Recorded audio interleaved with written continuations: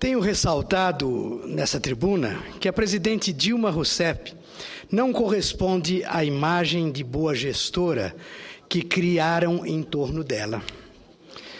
Se a maior preocupação da presidente é a reeleição, ela ainda não se deu conta de que está comprometendo a estabilidade econômica do Brasil.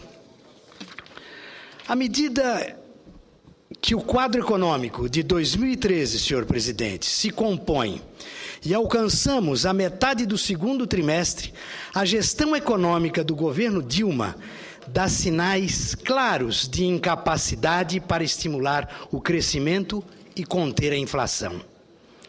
0,6% de crescimento econômico no primeiro trimestre é um banho de água fria no otimismo do governo.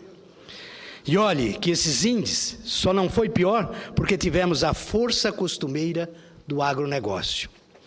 Quando se considera o aumento da inflação, a alta do dólar, a diminuição do superávit primário e o recuo da indústria, o quadro se delineia para 2013 não é nada esperançoso.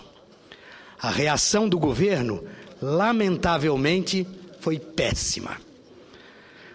Capitaneada pelo ministro Mantega, mestre em previsões erradas, e o submisso presidente do Banco Central, Alexandre Tombini, a equipe econômica vai perdendo o controle da situação e parece ter apenas um mecanismo para tentar dominar a inflação: a alta dos juros. O fato é que hoje a previsão para o crescimento do PIB, com todo o otimismo possível, não deve superar 2%, a menos que haja um milagre. Em relação à inflação, a média das projeções medida pelo IPCA continua em 5,8% para 2013 e 2014. Centro da meta, em torno de 4%. Nem pensar. Ninguém no governo fala mais nisso. Ao contrário das expectativas, a inflação não cedeu ao aumento da taxa Selic do início do ano. E os 8% estabelecidos pelo Copom não deve dar o resultado esperado. Nem com o tomate fora de cena a inflação caiu.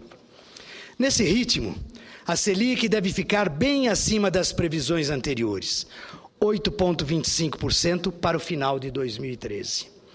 Para 2014, quem arriscaria uma previsão? Será que vamos voltar aos patamares de juros impensáveis que eram praticados no Brasil?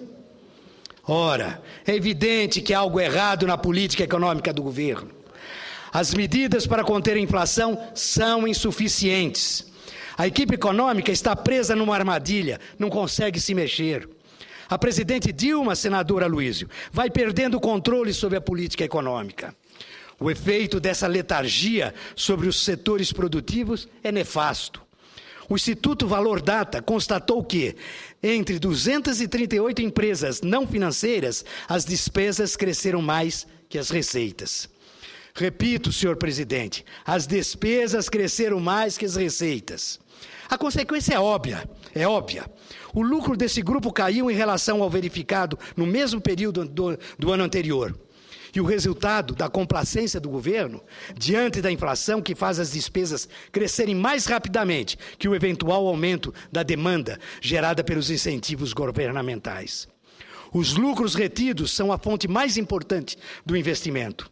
Se esses lucros são corroídos pela elevada inflação, o resultado não poderia ser outro. O Brasil já caiu no círculo vicioso da inflação. A sociedade, nesse contexto, já sentiu um impacto no orçamento doméstico, e, em particular, a classe média. São cortes para todos os lados, lazer, escola, viagem e assim por diante. Se a classe média, principal força motriz da economia, coloca o pé no freio, o país como um todo diminui o ritmo e faz o PIB cair.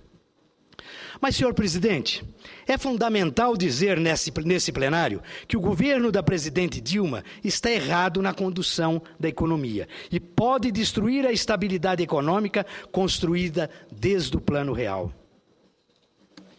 Os dados da inflação de 2012, alguns importantes países da América Latina, por exemplo, mostram que a taxa brasileira foi bem mais alta. Esses países têm em comum com o Brasil o fato de serem exportadores de commodities. Portanto, estão sujeitos aos rumores da crise financeira internacional. Ainda assim, o México teve inflação de 3,57%, o Peru, 2,65%, a Colômbia, 2,4% e o Chile, 2,1%, bem mais baixa que a inflação brasileira.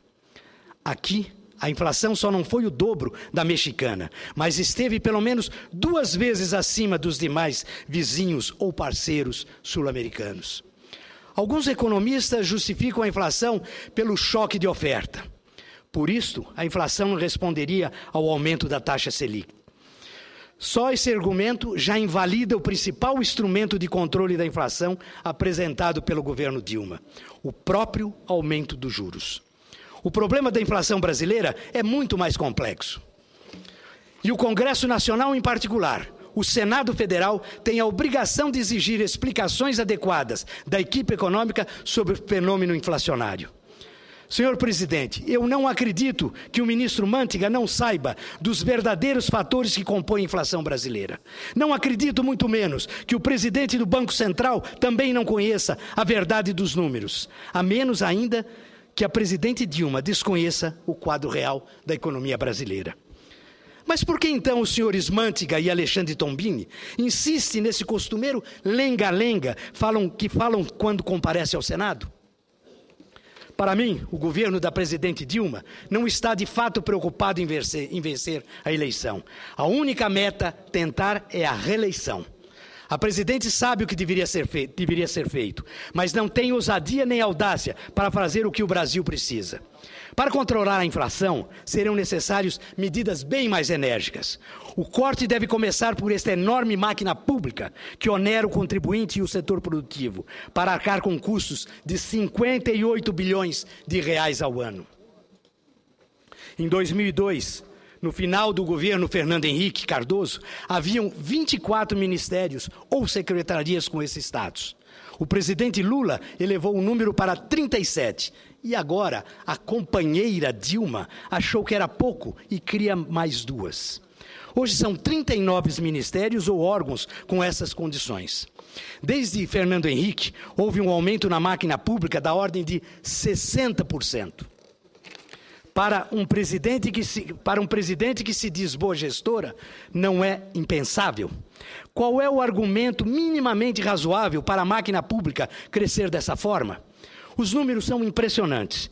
De acordo com a matéria publicada no jornal O Globo, sob o título Gigante Caro, no total, o orçamento para custeio de toda a engrenagem federal chega a 377,6 bilhões de reais. Aí estão incluídos, por exemplo, órgãos técnicos, empresas públicas, universidades, escolas e institutos técnicos federais. É um valor, senhoras e senhores senadores, que representa mais que o PIB dos países como Peru, Nova Zelândia ou Marrocos. Aí vem o senhor Manteiga e o senhor Tombini tentar convencer o Senado que a inflação está sob controle. E a presidente diz que está firme no mesmo propósito. É tudo uma grande encenação, um teatro, um final que pode colocar em risco todo o esforço empreendido desde a implantação do Plano Real por Fernando Henrique Cardoso. O Brasil não pode se curvar diante de um projeto de governo em detrimento dos interesses maiores da nação. O Brasil quer o crescimento sustentável, o crescimento duradouro, sem inflação, com uma educação pública de qualidade, segurança e assistência médica e hospitalar, um país planejado, um Ministério da Fazenda, um Banco Central com planejamento a longo prazo, e não como nós estamos assistindo até agora. Muito obrigado, senhor presidente.